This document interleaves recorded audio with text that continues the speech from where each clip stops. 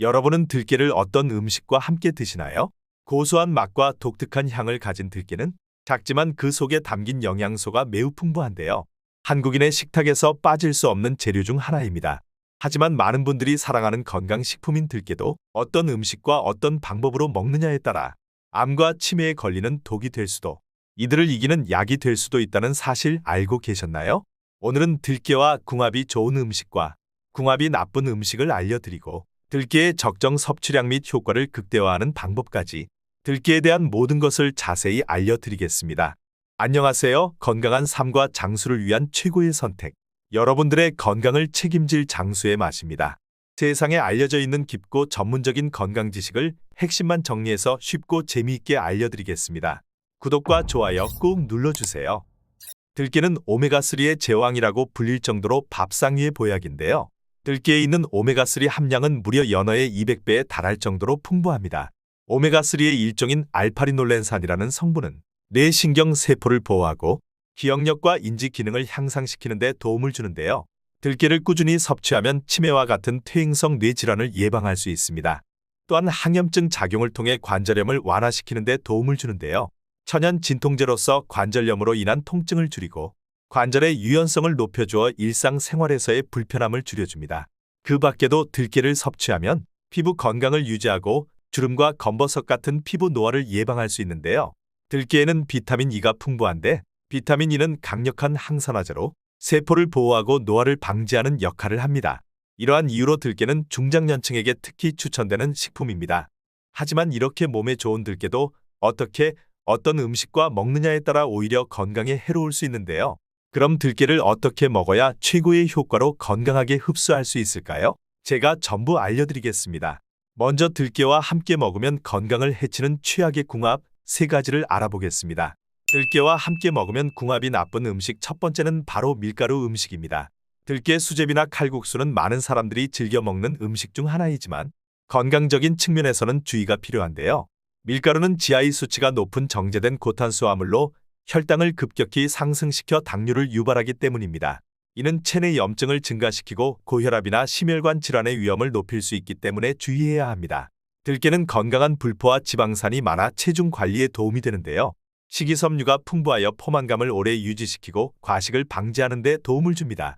하지만 밀가루 음식은 소화가 느리고 체내에서 지방으로 쉽게 전환되기 때문에 비만을 유발할 수 있습니다. 따라서 들깨를 섭취할 때는 밀가루 음식보다는 다른 건강한 재료와 함께 먹는 것이 좋습니다. 들깨와 궁합이 맞지 않는 음식 두 번째는 고지방 식품입니다. 들깨에는 리놀렌산이 풍부하여 혈관 건강에 매우 좋습니다. 리놀렌산은 우리 몸에서 자체적으로 생성되지 않기 때문에 음식으로 섭취해야 하는 필수 지방산인데요. 들깨를 꾸준히 섭취하면 들깨의 리놀렌산 성분이 혈중 콜레스테롤 수치를 낮춰 고혈압이나 동맥경화, 뇌졸중과 같은 질환을 예방하는 데 효과적입니다. 하지만 이런 들깨를 고지방 식품과 함께 섭취하면 그 효과가 감소될 수 있는데요. 특히 육류나 튀긴 음식과 같은 고지방 식품에는 포화지방이 많기 때문에 들깨와 함께 섭취하더라도 혈중 콜레스테롤 수치를 높일 수 있습니다. 게다가 고지방 식품은 염증 생성을 촉진할 수 있는데요. 들깨의 오메가3 지방산이 염증을 억제하는 데 도움을 주지만 돼지고기, 소고기와 같은 고지방 육류의 포화지방은 염증을 유발할 수 있어 그 효과를 감소시킵니다. 따라서 들깨를 섭취할 때는 가능한 고지방 식품을 피하는 것이 좋습니다. 육류나 튀김과 같은 고지방 식품 대신 닭가슴살이나 생선과 같은 저지방 식품을 선택하는 것이 좋겠습니다. 다음으로 들깨와 함께 먹으면 궁합이 나쁜 세 번째 음식은 바로 염분이 높은 음식입니다.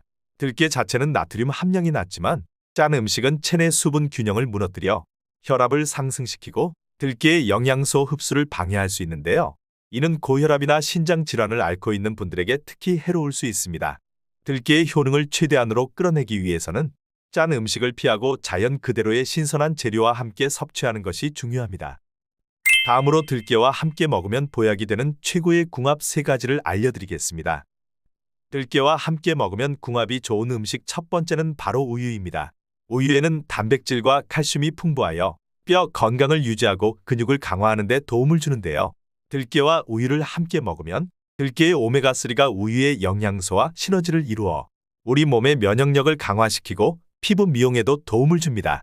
우유의 풍부한 단백질과 비타민 D는 면역 세포의 기능을 활성화시키고 들깨의 오메가3 지방산은 염증을 줄여 면역력을 증진시킵니다.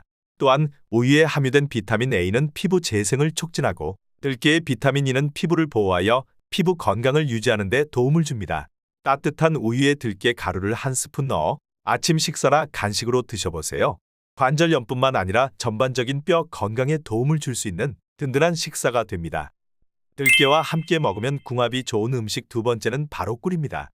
꿀의 프로폴리스 성분은 천연 항염증제이자 면역력 강화에 탁월한 효능을 가지고 있는데요.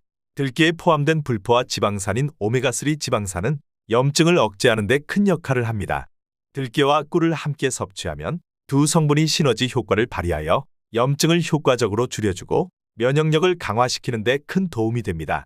들깨와 꿀을 함께 넣은 따뜻한 차를 드셔보세요. 관절염이나 무릎 통증을 완화하는 데 효과적입니다. 들깨 꿀차는 만드는 방법도 간단한데 따뜻한 물 200ml에 들깨가루와 꿀을 2:1 비율로 섞어주기만 하면 됩니다. 이런 간단한 레시피로도 큰 건강 효과를 누릴 수 있으니 꼭 시도해 보시기 바랍니다.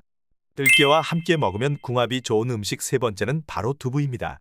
두부는 단백질과 칼슘이 풍부하고 지방이 적어 들깨와 함께 먹기에 최적의 식품인데요. 두부와 들깨를 함께 먹으면 들깨의 오메가3 지방산이 두부의 칼슘 흡수를 도와 뼈를 강화해 골다공증 예방에 큰 도움이 됩니다. 게다가 두부의 단백질은 근육의 형성을 돕기 때문에 나이가 들면서 근육이 약해지는 것을 예방하는 데 큰 도움이 됩니다. 들깨 가루를 두부에 뿌려 먹거나 들깨 소스를 두부 요리에 사용하면 건강한 한 끼 식사를 완성할 수 있습니다. 다음으로 들깨의 효과를 극대화하는 방법을 알려드리겠습니다. 들깨를 섭취하여 최대한의 건강 효과를 얻기 위해서는 다음과 같은 방법들을 꼭 지키는 것이 중요한데요. 먼저 신선한 들깨를 사용하고 적절한 방법으로 보관해야 합니다. 들깨는 산패되기 쉬운 식재료로 산패된 들깨를 섭취하면 오히려 건강에 해로운데요.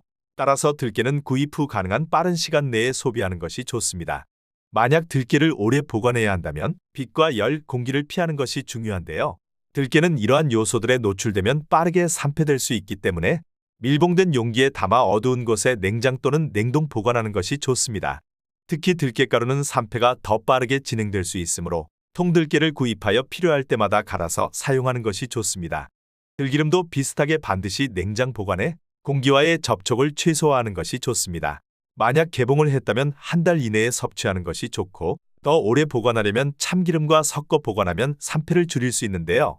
참기름에 들어있는 비타민 E가 들기름의 산패를 방지하는 데 도움을 주기 때문입니다.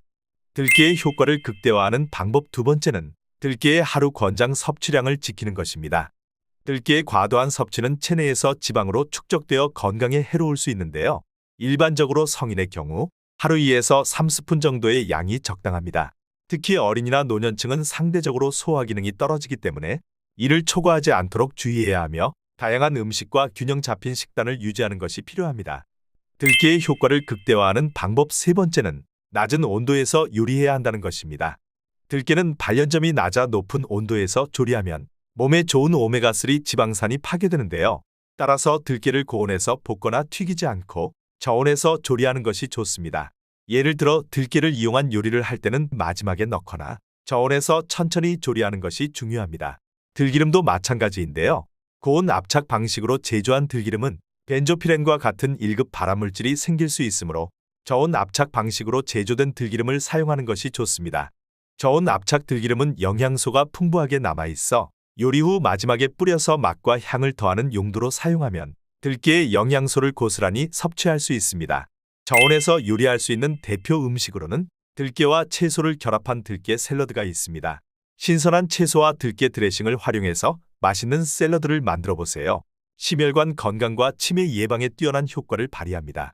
게다가 들깨의 오메가3 지방산과 채소의 비타민, 무기질, 식이섬유가 시너지 효과를 만들어내 소화를 촉진하고 장 건강을 개선하며 변비를 예방합니다. 들깨는 다양한 건강 효능을 가지고 있지만 잘못된 음식과 함께 먹으면 오히려 건강에 해로울 수 있습니다. 최악의 궁합 음식은 피하고 최고의 궁합 음식과 함께 들깨를 섭취하여 그 효능을 극대화하세요. 적정 섭취량을 지키고 다양한 방식으로 들깨를 섭취하여 건강한 생활을 유지하시기 바랍니다.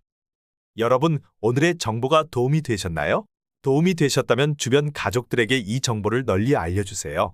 여러분들의 건강을 위해 항상 좋은 영상을 만들겠습니다. 지금까지 장수의 맛이었습니다. 감사합니다.